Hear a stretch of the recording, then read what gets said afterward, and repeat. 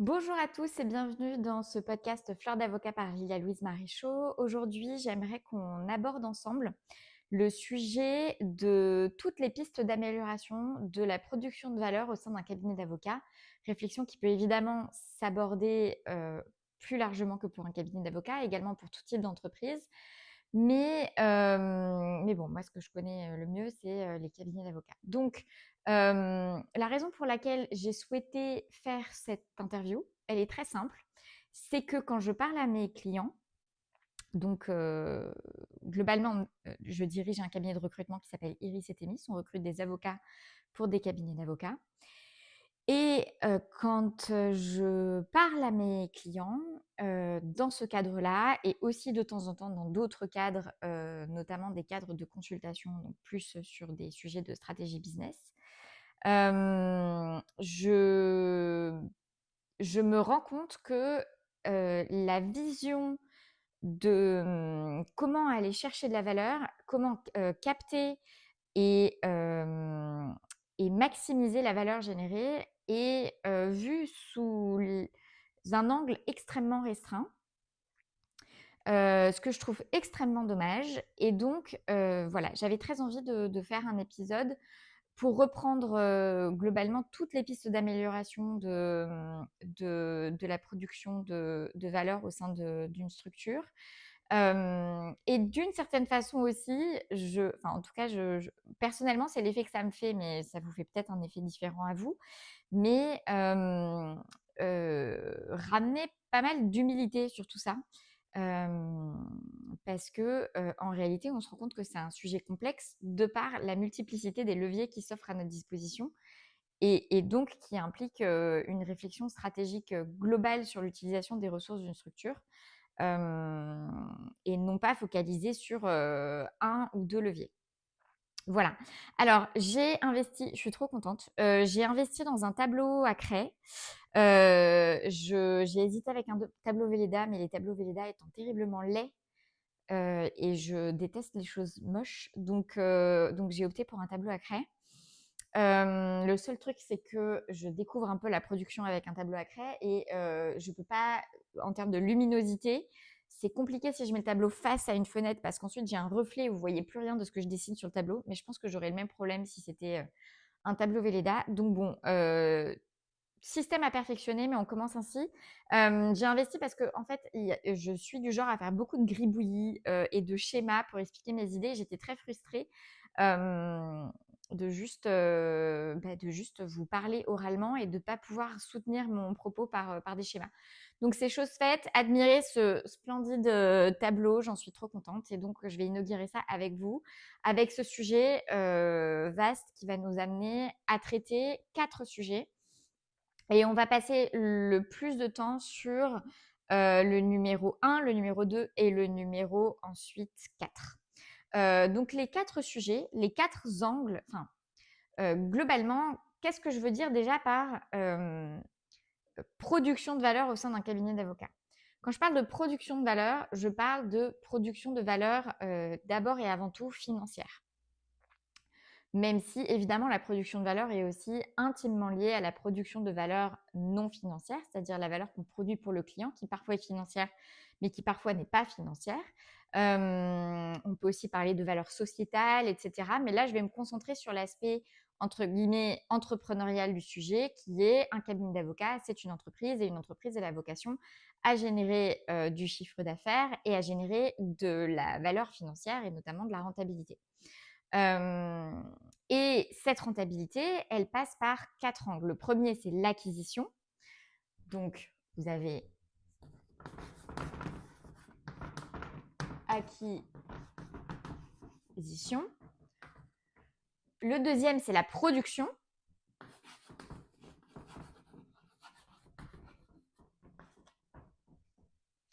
Ensuite, vous avez un sujet de fidélisation que je vais mettre entre parenthèses parce qu'en réalité, la fidélisation ne se pose pas pour tous les cabinets d'avocats. Je vous donne un exemple très précis. Vous êtes avocat côté victime en réparation des dommages corporels. Vous n'avez pas nécessairement vocation à fidéliser vos clients. C'est-à-dire que globalement, à moins d'être, et pour moi, ce n'est pas de la fidélisation, c'est plus le fait de mener un dossier qui s'étale dans le temps de A à Z. Mais à moins d'être sur des préjudices qui sont extrêmement lourds, avec une consolidation qui est du préjudice qui sera dans longtemps, et éventuellement des réévaluations régulières des préjudices compte tenu de la nature des dommages corporels subis par votre client, etc. Je vous souhaite, ou en tout cas je souhaite à vos clients de ne pas avoir besoin d'avoir recours à vos services à nouveau. Donc, modulo, on va dire, certains sujets. Et c'est pareil, par exemple, vous êtes avocat en droit de la famille, sauf à ce qu'il y ait des sujets de garde d'enfants qui se répètent dans le temps, etc., etc. Je ne souhaite pas forcément à vos clients de divorcer plusieurs fois dans leur vie. Et il y a plein de cas de figure comme ça en droit du travail côté salarié.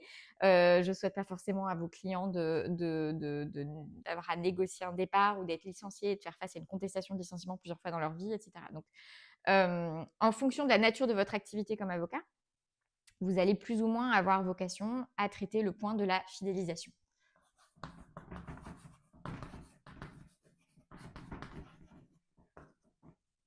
Et le quatrième point, c'est le point de la gestion.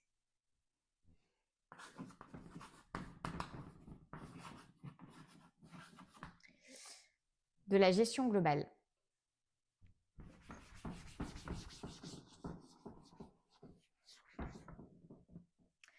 Si on commence par l'acquisition. Donc globalement, l'acquisition, c'est ce qui va générer le CA.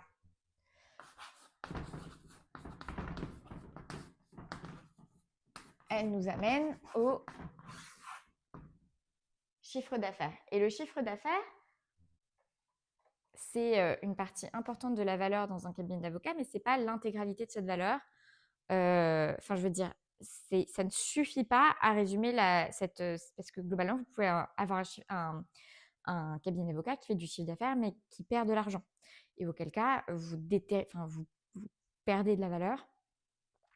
En tout cas, dans un modèle de service classique, on n'est pas dans une start-up qui crée de la valeur parce qu'elle crée un actif en dépensant énormément sans pouvoir trouver de rentabilité à court terme.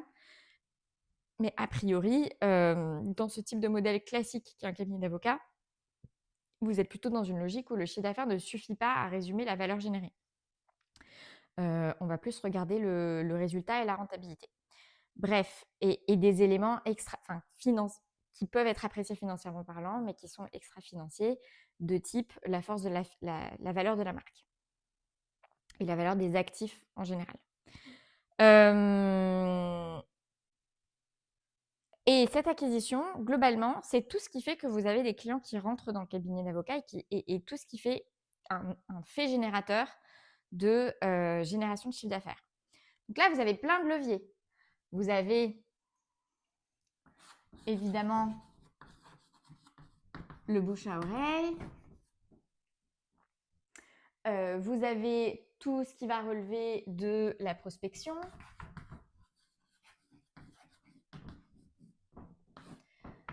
Tout ce qui va relever derrière de la communication.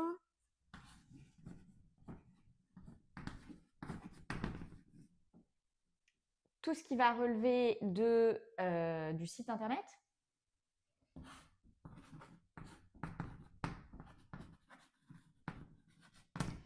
Le site internet, je le mets là, mais il pourrait être ici aussi, dans la poursuite de la communication, en fonction de comment il est utilisé.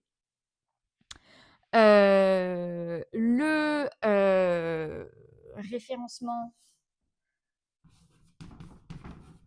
par les LLM et le branding. Et globalement, ensuite, vous avez des sous-catégories. Ces sous-catégories, typiquement, dans la communication, vous avez les réseaux sociaux. Et dans les réseaux sociaux, vous avez les différents réseaux. Instagram, LinkedIn, Facebook, TikTok, Twitter. Vous avez l'événementiel.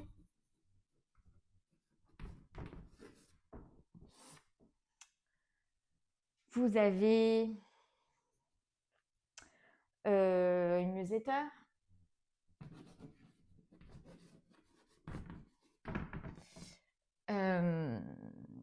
Voilà, sachant que ici vous avez une autre.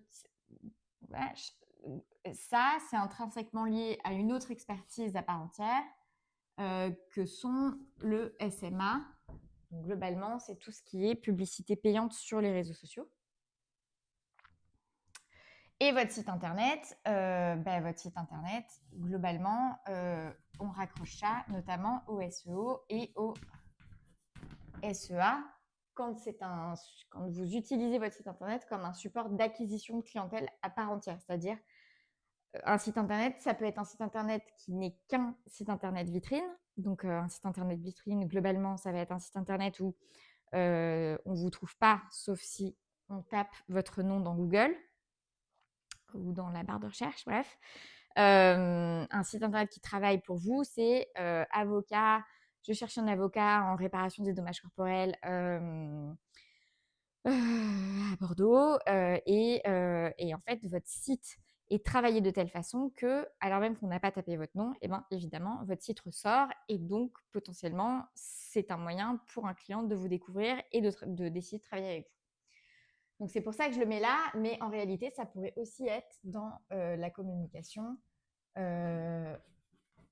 Parce qu'un site internet, ça peut aussi n'être qu'un support comme une carte de visite, mais pas du tout travailler comme un système d'acquisition comme ce que je viens de vous décrire.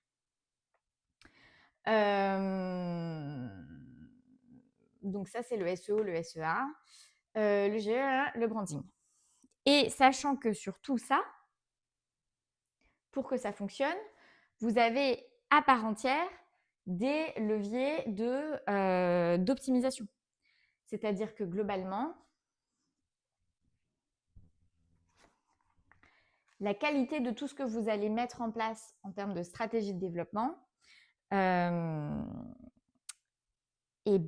va dépendre de votre qualité à aller chercher, des buyer insights, de la qualité de votre positionnement, de la qualité de votre offre ou de vos offres. Encore une expertise à part entière, le copywriting.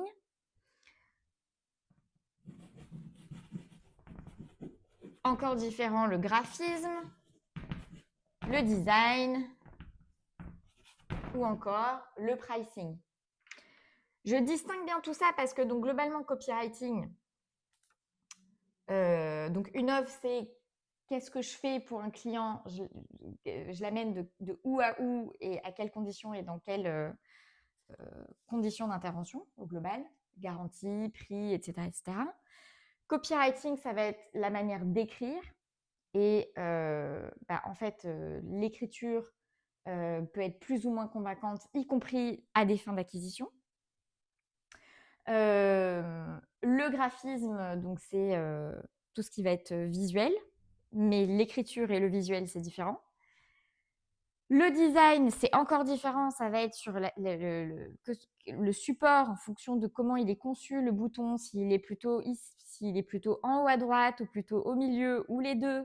Comment est-ce que, je vous dis bouton comme s'il était sur un site internet ou sur une interface, mais ça pourrait être aussi un support de communication papier en fonction de où est-ce que vous placez le logo, le truc, le machin. Globalement, ça ne va pas avoir la même action sur la mémorisation et sur du coup l'efficacité du support de communication en fonction de ce qui était recherché par ce support de communication. Et ça, c'est du design.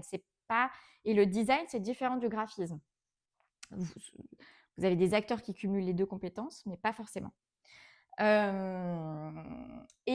pricing, ça va être tout ce qui va être stratégie de prix, politique de prix. Et pourquoi je vous dis que tout ça, ça rayonne sur tout? Parce que globalement, donc souvenez-vous, le sujet c'est, je vous dis souvenez-vous juste pour que je m'en souvienne moi-même, le sujet c'est améliorer le système de production de valeur d'un cabinet d'avocats d'une entreprise.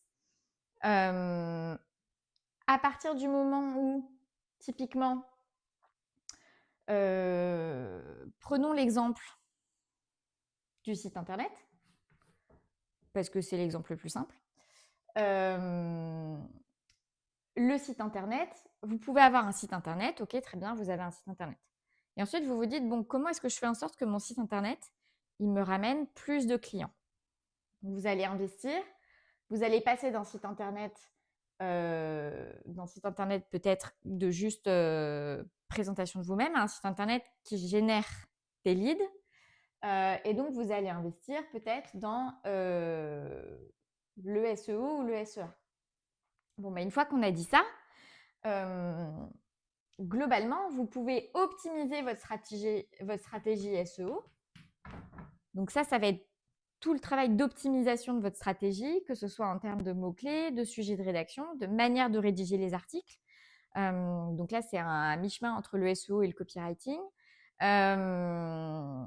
Et ça peut faire en sorte que c'est pas tellement que vous attirez plus de personnes sur votre site, ou peut-être, mais c'est aussi que vous améliorez votre taux de conversion.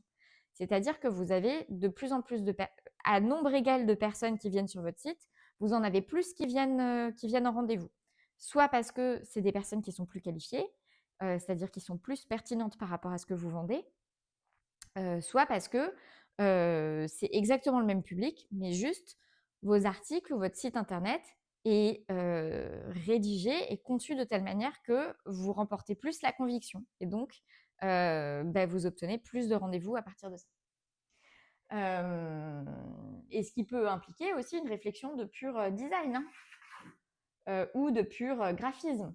Vous avez un site internet qui est extrêmement moche et puis en fait vous faites le même site mais plus beau et vous avez peut-être plus de leads entrants. Ça c'est parce que vous avez bougé un truc, le graphisme qui fait que vous captez plus de valeur parce que vous avez certes tout autant de passages, mais sur ce passage, vous générez plus de rendez-vous et derrière de clients qui convertissent. Et là où je dis ça demande en fait énormément d'humilité, c'est que chacun de ces points que je viens de couvrir est en soi un domaine d'expertise sur lequel on peut creuser. Je veux dire, je suis sûre que je n'ai pas gratté la surface de la moitié de ces sujets-là. C'est-à-dire que voilà, globalement, chacun de ces points a une profondeur d'expertise pour arriver à une optimisation du système qui est très profonde. On a pris l'exemple du site internet, mais l'exemple des réseaux sociaux est extrêmement parlant également parce que globalement, la technique pour créer de la viralité, de la visibilité sur chaque réseau social n'est pas la même. Même si vous avez des redondances, par exemple entre TikTok et Instagram, vous avez des redondances, mais c'est pas non plus exactement les mêmes réseaux sociaux. Donc il y a des codes chez l'un qu'il n'y a pas chez l'autre, des fonctionnalités sur l'un qu'il n'y a pas chez l'autre, et que si vous les utilisez ou pas, vous avez plus ou moins de performance. Donc dans l'absolu, vous pouvez creuser chaque sujet et aller vous dire, ok, maintenant je vais optimiser ma manière de communiquer sur LinkedIn. Je vais optimiser ma manière de communiquer sur Facebook. Je vais optimiser ma manière de communiquer sur Instagram. Je vais optimiser mon profil. Et je vais voir si chacune de ces optimisations génère une meilleure captation de valeur à part entière. Je vais mieux travailler mon positionnement, ce qui va se refléter sur tout, etc. etc. Et évidemment, ici, typiquement, tout ce que vous faites en communication, ça a des répercussions sur le bouche à oreille. Tout ce que vous allez faire sur le branding va avoir des répercussions sur si vous faites de la prospection, le résultat de vos efforts de prospection. Enfin, je veux dire, il y a tout ça et peut être connecté si vous travaillez sur un levier, ça peut avoir et ça va sûrement avoir des répercussions sur un autre. Et ça fait d'ailleurs partie de cette réflexion de captation de valeur, de se dire, OK, comment est-ce que je maximise les effets? C'est-à-dire comment est-ce que je crée des effets un petit peu comme au billard. Vous touchez une boule et puis en fait, ça en fait bouger plusieurs et c'était tout à fait recherché de votre part. Je ne sais pas jouer au billard, je précise. Donc voilà. Étant précisé que l'acquisition, ça fonctionne en entonnoir. Et cet entonnoir, c'est globalement découverte,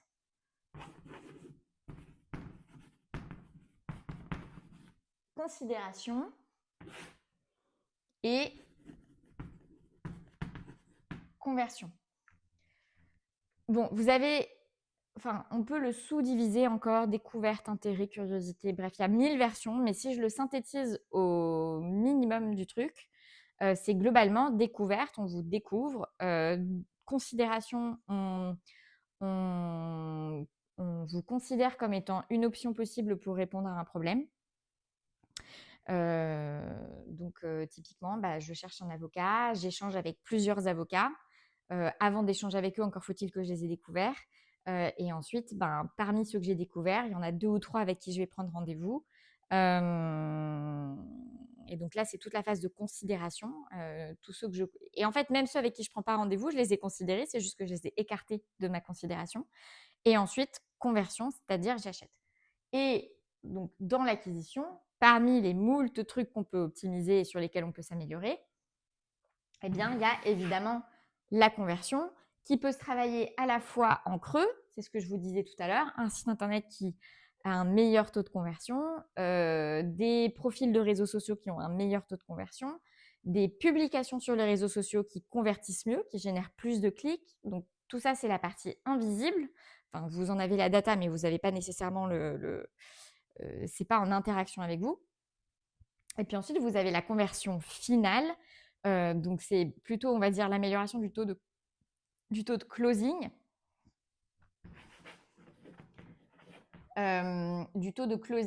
Et du coup, ça, c'est purement et simplement de la vente. La vente, c'est une compétence à part entière, de bien savoir vendre.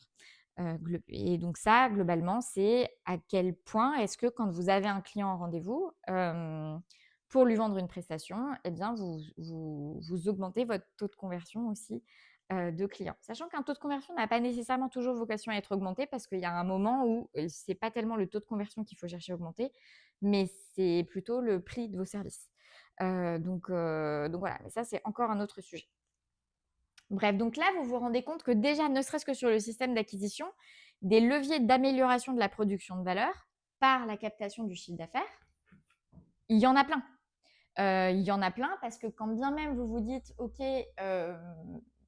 je ne mets pas en œuvre toutes ces stratégies parce que, en fonction de où est-ce que vous en êtes dans votre parcours entrepreneurial et des ressources que vous avez à votre disposition, donc notamment le temps que vous avez et l'argent que vous pouvez investir dans ces différentes stratégies, parce que chaque stratégie coûte des ressources, du temps et ou de l'argent, vous n'allez pas nécessairement vous engager dans toutes. Vous n'allez pas nécessairement vous dire, OK, je veux un site internet hyper performant, je veux être hyper performant sur les réseaux sociaux, je veux absolument ressortir quand on interroge ChatGPT sur quel avocat contacter sur telle problématique, etc. Mais en tout cas, déjà, sur le système d'acquisition et pour générer du chiffre d'affaires, se pose la question de, OK, par rapport à ce que j'ai mis en place aujourd'hui, j'ai mis en place aujourd'hui, qu'est-ce que je peux améliorer? Où est-ce que je peux trouver des leviers d'amélioration? Et ça, encore une fois, ça convoque des compétences transversales de enquête persona, connaissance de son acheteur, de positionnement, de configuration de l'offre, d'écriture persuasive, de design et de graphisme et de pricing. Et un pricing, ça fait complètement partie des sujets qu'on peut améliorer pour améliorer l'acquisition de clientèle. Donc ça, c'est le premier point avec plein de leviers à part entière. En général, en tout cas, ce que j'observe, c'est que la plupart des cabinets se focalisent sur, au mieux, un sujet qui est globalement le prix. Juste le prix. Et en général, cette question est beaucoup une question, ça change, ça évolue parce que la pratique du forfait se généralise, etc. Mais enfin, se généralise. En tout cas, se démocratise, mais la discussion peut vite plafonner à du coup, je vais juste augmenter mon taux horaire. Sauf que ça, c'est un peu faible, juste comme réflexion sur le prix. Mais en tout cas, voilà. Et le fait d'aller chercher plus de clients, mais sans vraiment s'interroger sur, du coup, derrière, comment est-ce que je vais optimiser et tous les sous-canaux pour aller chercher plus de clients en fonction de la stratégie dans laquelle on s'engage. C'est-à-dire qu'il y a un côté juste faire plus que je fais plus, faire plus que je fais, mais pas forcément faire mieux ce que je fais déjà. L'exemple typique, c'est avec les réseaux sociaux. Encore une fois, où je vois beaucoup d'avocats juste dire je suis là, je vais peut-être aller sur une autre plateforme. Au lieu de se dire je suis sur cette plateforme, j'ai pas forcément des super résultats, mais peut-être que je m'y prends mal ou peut-être que je pourrais mieux m'y prendre pour avoir de meilleurs résultats sur cette plateforme avant d'aller sur une autre plateforme. Et je dis pas qu'il faut pas aller sur une autre plateforme, je dis juste qu'il y a peut-être un levier entre les deux qui est juste comment est-ce que j'utilise mieux la plateforme sur laquelle j'ai déjà choisi d'aller. Pareil pour les articles sur le site internet, pareil sur, vous avez compris l'idée. Ok, donc ça c'était le premier point que je voulais aborder.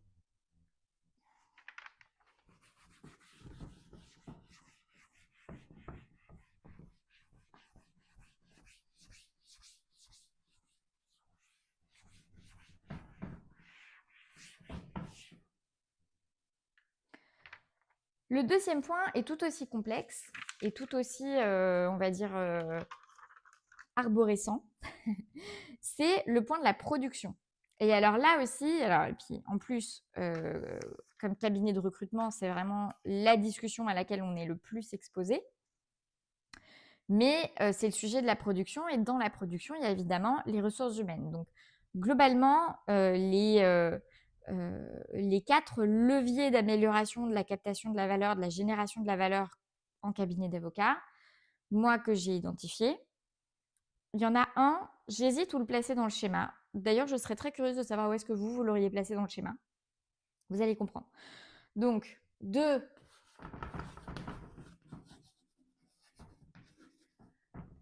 production. Et moi, dans la production, je mets les ressources humaines, les process, les outils,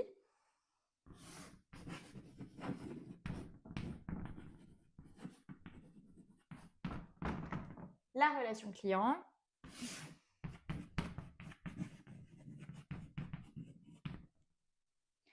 et l'expertise. C'est évidemment pas dans l'ordre de priorité, c'est juste les axes, enfin les sujets, les leviers de production au sein d'une structure. J'ai hésité l'expertise à la mettre ici ou à la mettre comme sous-catégorie RH. Voilà, j'ai pas de religion arrêtée là-dessus. Mais finalement, je l'ai mise comme une brique ici à part entière. Bon, vraiment, je suis très curieuse de savoir où est-ce que vous l'auriez placé. Dans les RH, globalement, vous avez la structuration de l'équipe. Et donc, globalement, c'est avoir les bonnes personnes sur le bon périmètre de mission. Vous avez évidemment le recrutement, le management, et j'ai mis la marque employeur, même si la marque employeur, c'est un sujet étroitement de communication. Mais ce n'est pas que un sujet de communication, parce que globalement, votre marque d'employeur, elle est le reflet de la qualité de votre process de recrutement, la qualité du management, et ensuite, elle se réverbère en partie à travers la communication. Mais bref, je l'ai mis là. Pour moi, ça, c'est des leviers qui sont tous des leviers différents. C'est-à-dire que globalement, vous avez un levier d'amélioration de la génération de valeur, ne serait-ce que par le fait de structurer une équipe différemment. Par exemple, au lieu d'avoir que des collaborateurs, vous avez des collaborateurs et vous avez peut-être un collaborateur de moins, mais une assistante de plus.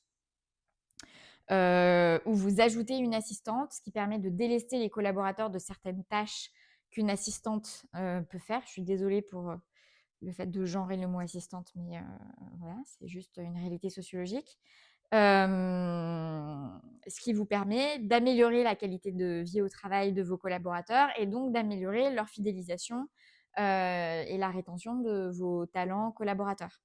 Je vous dis ça pour ça, mais ça peut aussi tout simplement être parce que plutôt que d'avoir un collaborateur de plus, en fait, vous pouvez avoir une ressource qui est tout aussi utile, mais qui coûte moins cher parce que c'est une assistante. En fonction de la typologie de profil que vous recrutez, une assistante peut coûter plus ou moins cher qu'un collaborateur. Et en fonction de ce que vous voulez faire à votre assistante aussi. Enfin bref, il y a plein de variables à tout ça, mais ça, c'est des questions de structuration d'équipe qui rejaillissent sur la qualité de la captation de la valeur.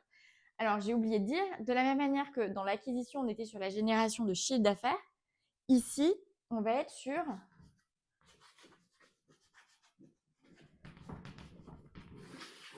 des considérations de rentabilité. C'est-à-dire que globalement, qu'est-ce que sur le chiffre d'affaires que je génère, comment est-ce que je produis le plus avec le moins de ressources possible. Donc, comment est-ce que je traite ce chiffre d'affaires en ayant le moins de ressources possible, pas forcément le moins en quantité, mais en tout cas les ressources les mieux utilisées. Enfin, c'est une logique d'efficience, quoi. Je pense que vous comprenez l'idée, même si je l'exprime pas forcément très bien. Donc voilà, donc structuration de l'équipe, c'est un premier levier. Le recrutement, c'est un deuxième levier, c'est-à-dire que globalement, comment est-ce que vous améliorez le process de recrutement pour faire de meilleurs recrutements, que ce soit parce que vous recrutez plus vite, que ce soit parce que vous recrutez des personnes qui sont plus adaptées à ce que vous recherchez, que ce soit parce que vous perdez moins de gens en route. Enfin bref, il y a plein de leviers, mais globalement, comment est-ce que le recrutement vous permet d'intégrer des meilleures personnes dans votre cabinet, meilleures personnes par rapport à ce que vous attendez d'elles. Le management, évidemment, la qualité de la production dépend de la qualité de votre management. Et donc, l'amélioration du management a une répercussion directe, même si elle est difficile à mesurer.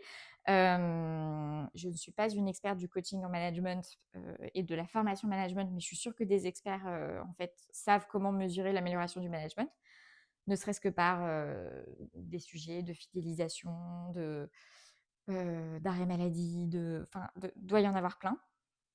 Mais en tout cas, voilà, le management est évidemment un levier d'amélioration de la productivité. Et la marque employeur qui se rejoint à un recrutement. Si vous avez une bonne marque employeur, c'est plus facile de recruter et donc c'est plus facile de recruter des bons éléments, etc., etc. Dans les process et les outils, deuxième sujet, alors je trouve qu'on en parle de plus en plus et c'est quand même une très bonne chose, mais c'est quand même vraiment le Far West. Et je trouve complètement sous-estimé par beaucoup de cabinets d'avocats, l'investissement là-dedans pour améliorer la rentabilité. Alors moi, je distingue process et outils. Et ce que je mets dans les process, c'est globalement l'homogénéisation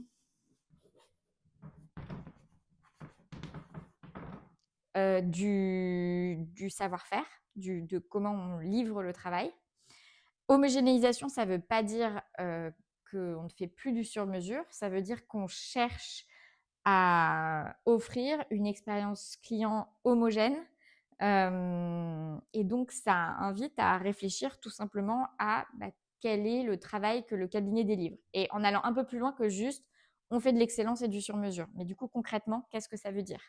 Et on se rend compte que quand on creuse dans le détail, en réalité, vous avez plein de micro-choix qui peuvent être faits et qui aboutissent à ce qu'on ait une expérience client qui puisse être différente d'un acteur à l'autre au sein d'une même équipe. Et donc ça, c'est une première réflexion. Et évidemment, la documentation du savoir-faire. Pourquoi est-ce que ça a un impact sur la production ? Tout simplement parce que si vous avez des process, si votre façon de travailler, que ce soit conscientisé ou pas, mais vous avez une manière de travailler. Si cette façon de travailler, vous l'avez documentée de façon très précise, donc quand on ouvre un dossier à tel endroit, la nomenclature du nom des dossiers, c'est ça. Dans ce dossier, on trouve tel et tel et tel élément à tel autre endroit, et tel élément, il doit être constitué de telle et telle façon, etc., etc. Bref, tout ça. Quand il se passe ça, il faut faire ça, ça, il faut faire comme ceci. Toute cette documentation du savoir-faire et de la manière dont on fait le travail au sein de votre structure, eh bien, vous avez un impact direct, notamment sur le management, indirectement sur le recrutement. Pourquoi ? Parce que typiquement, vous intégrez un nouveau collaborateur ou une nouvelle assistante, le délai, grâce à cette documentation de vos process, le délai entre le moment où elle arrive dans votre structure et le moment où elle est pleinement opérationnelle, efficace, sans avoir besoin de vous, et donc juste sur son temps et pas sur son temps plus le vôtre, donc du coup il y a un gain de productivité, eh bien vous le raccourcissez, parce que globalement vous déconnectez le fait que pour que quelqu'un puisse bien faire son travail au sein de votre structure, il ait besoin de vous, que vous lui dédiez du temps. Parce qu'au démarrage, vous avez investi du temps dans la documentation de votre savoir-faire. Et donc, en fait, la personne qui se pose des questions ou pour arriver à un résultat de qualité équivalente, elle a juste à aller voir dans la documentation de vos process, et puis elle trouve la réponse à 80 ou 90% de ces questions.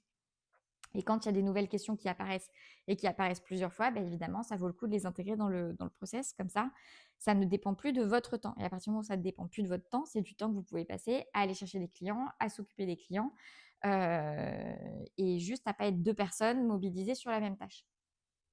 Voilà, donc ça, gros levier, la documentation des process, gros levier d'amélioration de la génération de valeur et de la captation de cette valeur, et par le biais de l'augmentation de la productivité. C'est très pénible, hein, j'en ai parlé dans un épisode récent parce que c'est quelque chose qu'on a fait en 2025 chez Iris et Thémis, mais ça fait vraiment gagner du temps derrière.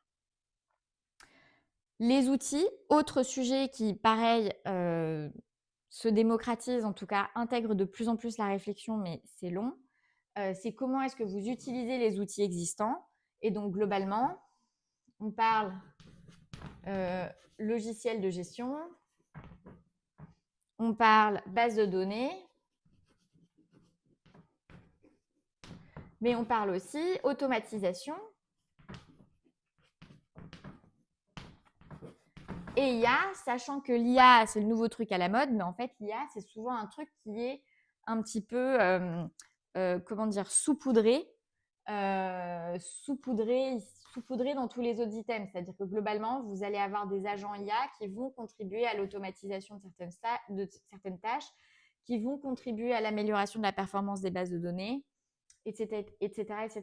C'est pas nécessairement vous avez un agent IA, vous avez une IA qui fait le travail. C'est une IA qui peut globalement simplifier, voilà, venir mettre de l'huile dans les rouages d'autres choses. Et puis parfois, c'est une IA qui fait le travail aussi. Mais donc c'est à la fois un sujet à part entière et puis à la fois quelque chose qui réverbère un peu partout.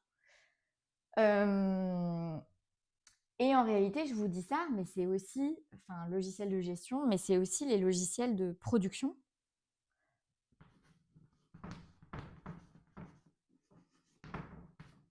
Et qu'est-ce que je veux dire par là ? C'est ne serait-ce que le nombre de cabinets d'avocats, et je jette pas la pierre, moi je suis nulle sur ces sujets-là, hein, mais qui pourraient réfléchir à comment est-ce qu'ils utilisent mieux Word et Excel que la manière dont ils l'utilisent aujourd'hui, et qui passeraient 3 fois moins de temps sur la mise en page de leurs documents si leurs documents Word étaient correctement formatés et utilisés à leur plein potentiel. Et pareil pour Excel, et pareil pour d'autres supports en fonction des supports qui sont utilisés. Il y en a plein. Donc là, on n'est même pas en train de parler de les dernières technologies. On est en train de parler des outils qui sont déjà les outils depuis les années 2000 utilisés communément par tous les cabinets d'avocats, et dont en fait beaucoup d'avocats se sous-saisissent en termes d'optimisation de leur utilisation, qui vient avec des pertes de points de productivité. Pareil pour les logiciels de gestion. Il y a des cabinets d'avocats qui sont outillés de logiciels de gestion qui ont un panel de fonctionnalités qui sont extrêmement performants, mais qui sont juste pas configurés pour. Je ferai de la pub à aucun logiciel de gestion. En plus, vraiment, ça, c'est pas mon domaine. Je recommande. Je renvoie toujours vers d'autres acteurs sur ces sujets-là. Mais voilà, avec des logiciels de gestion ou à licence équivalente, juste parce qu'on prend le temps de les paramétrer et de les structurer de la façon qui va coller à ses process et à sa manière de travail, ce qui implique évidemment avant d'avoir réfléchi à ses process et voilà. On en revient un petit peu aux interconnexions qu'il y a entre les différents systèmes. Peuvent juste permettre de recruter une personne en moins, ou une demi-personne en moins. Une demi-personne en moins, c'est comme si on recrutait.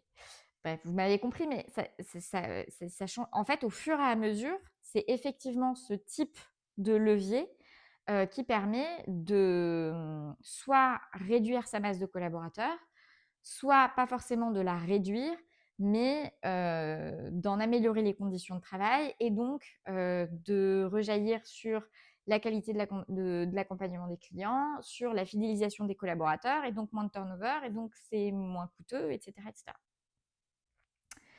La relation client, sujet à part entière d'amélioration de la qualité de la production. Et enfin, donc moi je l'ai mis ici, l'expertise. Et l'expertise, donc si je réfléchis, et pareil, hein, c'est avec autant de leviers d'amélioration qui ont un impact sur la performance globale. L'expertise, vous avez la technique juridique qui en théorie rassemble tous les cabinets d'avocats.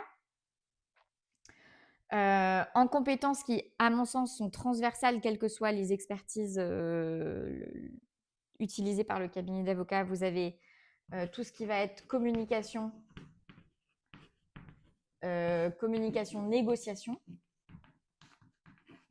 que je mets un peu dans le même panier parce que vous avez des experts en communication qui estiment qu'en fait toute communication est une négociation, ce qui est un point de vue que je trouve assez intéressant. Mais ce n'est pas l'objet de cette discussion. Vous avez je le mets entre parenthèses, legal design, mais en réalité le mot design suffit, c'est-à-dire comment est-ce que on conçoit ces livrables de façon à en optimiser l'usage par la personne qui a vocation à les utiliser. Et donc, si on en optimise l'usage, ça veut dire aussi qu'on met plus de chances de son côté de remporter la conviction ou la satisfaction client. Et les compétences en stratégie. Mais ensuite, en réalité, on peut rajouter plein de compétences. Et là, c'est à ajuster en fonction de votre secteur d'activité, que ce soit de l'expertise sectorielle, l'expertise en psychologie, en économie, en géopolitique, en sociologie, etc. Vraiment, ça, c'est à ajuster en fonction de chacune de vos domaines d'expertise. Et ça, c'est évidemment des leviers d'amélioration de la génération et de la captation de valeur parce que en fait, si vous avez des meilleurs avocats et si vous-même vous êtes meilleur, a priori, vous avez plus de chances de remporter, d'obtenir satisfaction dans vos dossiers, quel que soit ce qu'on met derrière satisfaction. Parce que parfois, c'est pas gagner le dossier, c'est le perdre à une certaine mesure. Ce qui peut, par exemple, s'il y a un honoraire de résultat, augmenter les chances de générer un honoraire de résultat et donc générer plus de valeur. Donc évidemment, la qualité de l'expertise a un impact sur la valeur, que ce soit le chiffre d'affaires ou derrière la rentabilité. Plus vous avez quelqu'un qui est fort, peut-être normalement moins il met de temps à faire quelque chose, donc meilleure rentabilité. Pareil pour la communication, négociation. Des bonnes qualités de communication, de négociation, c'est à la fois envers la partie adverse, envers les magistrats, mais c'est aussi en interne dans l'équipe. Minimiser, donc on en revient, c'est plus lié au management, mais ça peut être en dehors des relations qui sont verticales. Le legal design, c'est ce que je vous disais tout à l'heure, c'est un petit peu comme la technique juridique et comment est-ce que l'amélioration de la compétence sur le livrable en tant que tel peut vous permettre de gagner des points de rentabilité, etc., etc. Donc en fait, là-dessus aussi, il y a des points d'amélioration à aller chercher.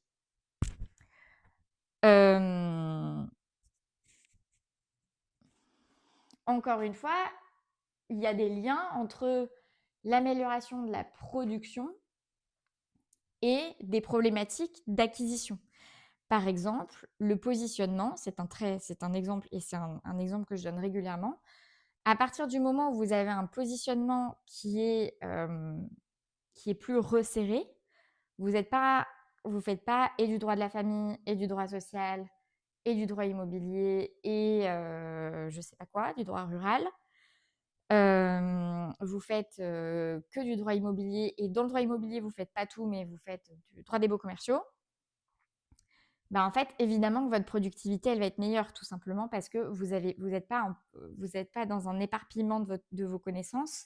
Et donc, vous avez pas, enfin, je veux dire, vous pouvez plus capitaliser sur le savoir-faire que vous générez. Vous faites une recherche, vous pouvez être à peu près certain que la recherche que vous avez fait dans un dossier A, elle va être réutilisée dans un dossier B.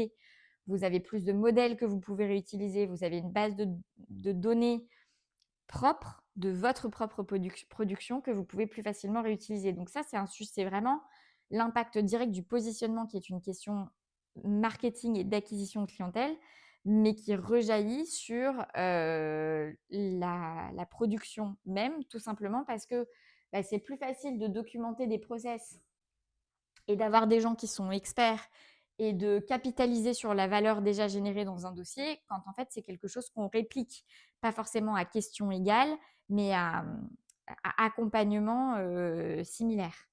Et donc, voilà, encore une fois, là c'est un lien entre la production et l'acquisition, entre une considération entre guillemets purement marketing et l'aspect livraison du travail et comment est-ce que le travail est produit et comment est-ce qu'on améliore la rentabilité par cet angle-là. Voilà, donc ça, c'est des liens qui peuvent être faits et c'est pareil pour les outils, tout ce qui va être documentation du savoir-faire, tout ce qui va être management, simplifier le management, enfin bref. Donc ça, c'est pour la partie production. Et vous voyez que, encore une fois, les leviers d'amélioration de la production et de la captation de valeur sont nombreux.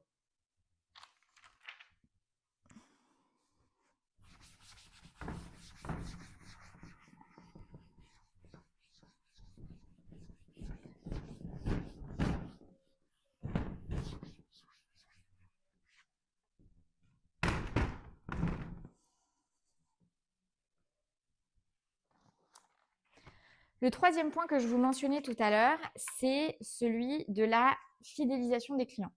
Alors pour moi, la fidélisation,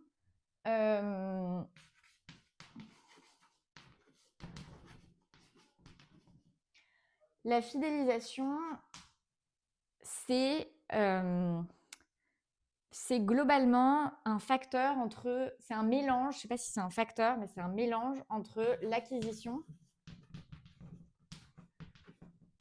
et la production.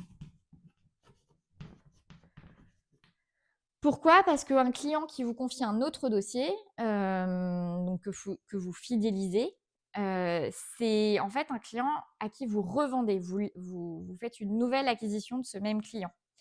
Donc vous faites du recyclage de ce même client, mais en réalité, d'un point de vue vente, ça se duplique. C'est la même logique, c'est juste qu'on réduit, on enlève toute la partie, donc sur la deuxième opération, évidemment sur toutes les suivantes, on enlève la partie découverte, on ne retient que la partie considération, parce qu'à chaque dossier confié, le client peut se reposer la question de est-ce que je continue à confier est-ce que je reconfie quelque chose à ce cabinet d'avocat ou est-ce que j'envisage de confier ce dossier à un autre avocat. Donc il y a une nouvelle considération qui se fait, mais bref, tout ça pour dire que du coup c'est une nouvelle vente qui s'opère. C'est juste que on économise une partie de ce processus de vente. Et ça se joint avec la production parce que évidemment la qualité de l'accompagnement lors d'un premier, deuxième, troisième, première, deuxième, troisième mission, va avoir un impact sur le fait que le client ait envie de rester. Donc globalement, quand on veut améliorer la fidélisation de ses clients, ça pose des questions qui sont des questions d'acquisition dans le sens où c'est aussi beaucoup des sujets de communication. Comment est-ce qu'on reste présent dans l'écosystème de son client et donc comment est-ce qu'on continue à communiquer auprès de ce client de façon à ce que s'il a un nouveau besoin, il pense à nous. Et en plus, comment est-ce qu'on s'assure, quand on a fait le travail ou quand on fait le travail pour le client une première fois, que ça lui donne envie de revenir. Donc, c'est même l'inverse, en fait. On va mettre production et acquisition. Parce que vous pouvez être sûr que le client qui n'a pas été satisfait la première fois, il vous refera pas, enfin, il rentrera même pas. Il vous rentrera même pas parmi les acteurs qu'il considère au moment où il a une nouvelle problématique qu'il veut confier à un cabinet d'avocats. Donc voilà, je ne m'attarde pas plus là-dessus. Pour moi, la fidélisation, c'est un mélange entre les leviers d'amélioration qu'on trouve au stade de la production et ceux qu'on trouve au stade de l'acquisition. Et dernière chose, et ensuite il faut absolument que je vous laisse parce que j'ai rendez-vous avec un client justement. Le quatrième point, c'est celui de la gestion. Et par gestion, j'entends gestion globale. Je vais retirer de ça parce que je l'ai intégré dans la question de la production, la question du management, on va dire du management de collaborateurs. Et je vais retenir dedans tout ce qui va être facturation et gestion de la trésorerie. Initialement, je l'avais mis en une même ligne. Et ensuite, je me suis dit, bah non, parce qu'on peut facturer et mal gérer la trésorerie pour autant. Donc, c'est deux compétences qui sont différentes, mais qui sont intrinsèquement liées à des problématiques de pricing, de relations clients et de négociation. Mais globalement, un cabinet d'avocats qui génère beaucoup de factures, mais qui a beaucoup de mal à les recouvrer, globalement, si on améliore le taux de recouvrement des factures, nécessairement, vous avez un cabinet d'avocats qui a une meilleure génération et captation de la valeur du travail qu'il produit. Et donc ça, la facturation, c'est une question de stratégie. Il y a des moments où il est plus pertinent de facturer que d'autres. C'est un sujet que j'aborde dans ma formation sur les honoraires, mais qui n'est plus accessible en ce moment. Donc je suis désolée. La gestion de la trésorerie, qui est une question à part entière. Évidemment, plus vous avez une bonne trésorerie, c'est-à-dire plus vous encaissez tôt par rapport au moment où vous faites le travail et plus vous êtes capable de réinvestir dans votre cabinet d'avocat et donc d'aller chercher de la croissance grâce à la valeur générée. Alors que si vous mettez du temps entre le moment où vous travaillez et le moment où la trésorerie arrive, où le cash arrive, en fait, globalement, c'est votre capacité d'investissement dans ce temps-là qui en prend un coup. Okay, donc, globalement, il faut que l'argent rentre idéalement ici par rapport au travail ou le plus proche possible plutôt que l'inverse. Ok. Après, ça, c'est des business models qui sont allés chercher et qui sont à réfléchir aussi en fonction de plein de considérations. Et ça n'empêche pas que vous avez des cabinets qui ont une excellente santé financière et notamment une excellente trésorerie, quand bien même une partie très significative de la valeur générée est une partie, alors évidemment, on ne peut pas faire de quota litis, mais est une partie qui est sur honoraire de résultat. Donc, je pense par exemple, je redonne l'exemple de la réparation des dommages corporels, mais vous avez aussi beaucoup ça en droit du travail, dans tout ce qui est contentieux commercial, vous avez ça sur des opérations de M&A, vous avez, enfin voilà, où en fait, une partie significative des honoraires du cabinet d'avocat est un horaire de résultat, donc qui vient après le travail. Donc là, ce qui est difficile, c'est le lancement de l'activité. Parce que vous savez qu'au démarrage, le fixe est pas fou, mais qu'au bout d'un moment, les dossiers que vous avez rentrés à ce moment-là sortent. Et c'est là que vous avez des grosses rentrées de trésorerie. Et c'est là que vous pouvez commencer à vraiment faire des investissements. Ce qui conduit d'ailleurs certains avocats à lancer leur cabinet d'avocat en allant chercher du financement, ce qui m'amène à d'ailleurs une autre compétence, financement, où ils vont chercher du financement au démarrage parce qu'ils savent que l'argent va rentrer à ce moment-là, mais ils ne veulent pas attendre ce moment-là pour pouvoir réinvestir et pour pouvoir investir dans des collaborateurs, un site internet, des actions de communication, bref, plein de sujets de ce type. Donc, financement, obtenir des financements, c'est une compétence à part entière. Je pense à une avocate, elle se reconnaîtra si elle écoute ce podcast, qui est the queen des queens de toutes les queens sur la recherche de financement, que ce soit pour ses locaux, que ce soit pour des investissements de pure croissance dans son cabinet d'avocat. Elle est mais tellement forte et elle est très forte globalement donc en financement et autres sujets en structuration. Et là, je ne parle pas de structuration RH, je parle de structuration entre guillemets droit des sociétés / fiscalité / toutes ces questions-là qui peuvent permettre de globalement qu'il y ait le moins de pertes de valeur possible d'un point de vue fiscal, protection sociale, etc. par rapport à l'argent généré et aussi d'avoir un système qui fonctionne le plus possible en vase clos. Donc avec le plus possible de l'argent qui reste dans l'écosystème, peu de déperdition plutôt que d'avoir beaucoup d'argent qui sort. Donc par exemple, quand vous achetez vos locaux, c'est une structuration qui comporte certains défauts, mais qui comporte aussi le fait que du coup, le loyer, c'est de la valeur qui reste dans votre patrimoine à vous. Et donc, vous êtes dans un système de vase clos. Enfin, de vase clos. Pas de vase complètement clos, mais de vase en partie clos. En tout cas, c'est moins une passoire. Le cabinet est moins une passoire. Et évidemment, on peut rajouter à ça des problématiques de vision, de prise de décision et de stratégie. Qui sont que des choses qui s'améliorent. La compétence de la prise de décision est une compétence qui s'améliore. Pareil pour la compétence stratégique, pareil pour la vision, ça se travaille, etc. etc.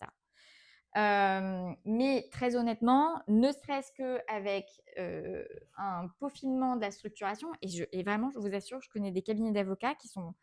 je connais des avocats qui font entre 400 et 500 000 euros de chiffre d'affaires et qui sont toujours en entreprise individuelle.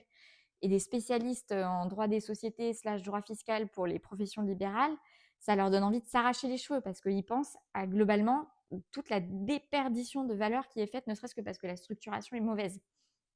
Je crois que c'est dans mon interview de Florent Loiseau de Grand Maison, qui a travaillé sur les problématiques de structuration pour les avocats, qui explique que c'est à partir de 100 000 euros de chiffre d'affaires que c'est bien de commencer à se poser la question de si structurer et le cas échéant comment structurer pour, juste pour améliorer la captation de la valeur. Voilà, c'était ma petite pub gratuite pour tous les avocats qui font du conseil en structuration pour leurs confrères. Et voilà, financement, c'est pareil, j'y connais strictement rien en financement, mais encore une fois, quand je vois ce que font, ce qu'arrivent à obtenir certains avocats pour pouvoir investir dans leur croissance, c'est clairement une compétence à part entière. Et pour le coup, là où j'ai un peu plus de vision, c'est sur les problématiques de facturation et de gestion de trésorerie. Et ça, clairement, je le vois. Et en plus, j'y suis confrontée parce que travaillant pour des avocats, alors nous, je sais pas, c'est pas de la chance parce que c'est du travail, mais on a une très bonne trésorerie, on a un très beau, enfin je veux dire, on n'a pas de problème de recouvrement, mais on sent qu'on a des clients qui, c'est parce que nous, on tient la barre, mais qu'en réalité, eux, c'est plus compliqué au niveau du recouvrement de leurs factures auprès des clients et ils ont beaucoup d'argent dehors. Et donc, clairement, ça veut dire qu'il y a des leviers d'amélioration dans, encore une fois, cette captation de la valeur. Voilà, donc je pense que vous avez compris l'idée globale. J'ai terminé, j'ai plus de schéma à partager avec vous, c'est déjà pas mal, c'était déjà, je pense, très riche. Mais vous avez compris le propos de cet épisode au global. C'est vraiment de vous inviter à avoir une réflexion sur votre cabinet d'avocat qui dépasse juste « faut que j'aille chercher plus de clients » et ou « faut que j'augmente le prix de mes honoraires » et ou « il faut que j'ai un collaborateur qui travaille mieux ». Parce qu'en fait, oui, ces trois leviers sont des leviers importants, Mais si vous allez chercher plus de clients, mais qu'en fait, le pricing est le mauvais, bah, vous aurez toujours autant des problèmes de rentabilité parce qu'en fait, vous ajoutez du travail pas rentable parce que juste le travail à faire par rapport au montant auquel vous l'avez vendu n'est pas bien corrélé. Pareil pour le collaborateur, vous pouvez avoir un super collaborateur. En fait, si c'est le bordel dans vos process, dans vos outils et que rien n'est optimisé et que en plus votre collaborateur il est super, mais la structuration de l'équipe au global fait que il ne peut pas être bien utilisé, votre collaborateur, globalement, vous avez un super collaborateur qui est une ressource avec beaucoup de déperdition de valeur. Donc la question, c'est pas que générer toujours plus ou avoir toujours plus de personnes dans l'équipe. Et à plein de moments, la réflexion, elle est ailleurs et elle est comment est-ce que je fais en sorte que l'eau qui rentre, on soit plus dans une logique de casserole que dans une logique de passoire. Voilà, de boucher certains trous de la passoire, en tout cas de limiter la déperdition subie de valeur.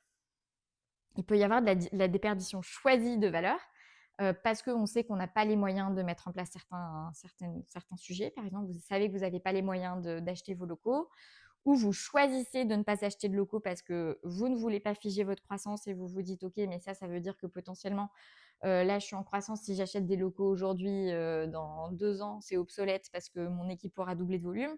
J'en sais rien. Il peut y avoir des considérations choisies qui font que vous n'allez pas dans une certaine stratégie quand bien même elle vous permettrait de mieux capter la valeur que vous générez.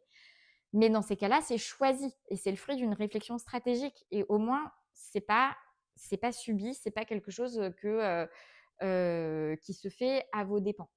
Voilà. Alors évidemment, la réflexion sur tout ce système, acquisition, production, fidélisation, mais encore une fois que je mets un peu à part entre guillemets et gestion globale, en fait, c'est du travail à part entière, ça demande de l'énergie et c'est aussi pour ça que votre travail comme chef d'entreprise avocat, en fait, si vous êtes 100% de votre temps dans la production, le nez dans vos dossiers, c'est difficile de mener cette réflexion et c'est difficile de vous dire ok, là je vais aller travailler sur tel axe d'amélioration et je vais voir quels sont les résultats. Et là, je vais plutôt concentrer mes efforts sur tel autre axe d'amélioration. Parce qu'en fait, c'est du temps de travail qui n'est pas du travail facturable, qui est plus du travail d'investissement dans soit la génération de plus de chiffre d'affaires, soit l'amélioration de la productivité. J'espère que cet épisode vous a intéressé, vous a plu, que mes gribouillis, qui sont surtout un support pour moi-même, puisque vous avez compris que j'écris très mal, mais voilà, m'aident à aussi, moi, poser ma propre réflexion. Et en plus, avec cette histoire, j'ai l'impression que en fait, vous le voyez à l'envers. Donc, c'est un sujet qu'il faut que j'améliore moi-même. J'espère que ça vous a intéressé. À votre disposition pour échanger. Si ça vous a intéressé ou si ça vous a pas intéressé, ou si vous voulez rebondir sur certaines choses que j'ai dit, vraiment, vos remarques en commentaire seront les bienvenues. Ou laissez un avis, de préférence 5 étoiles, ça c'est si ça vous a intéressé. Et voilà, c'était un plaisir de partager cette réflexion avec vous et je vous dis à bientôt. Salut!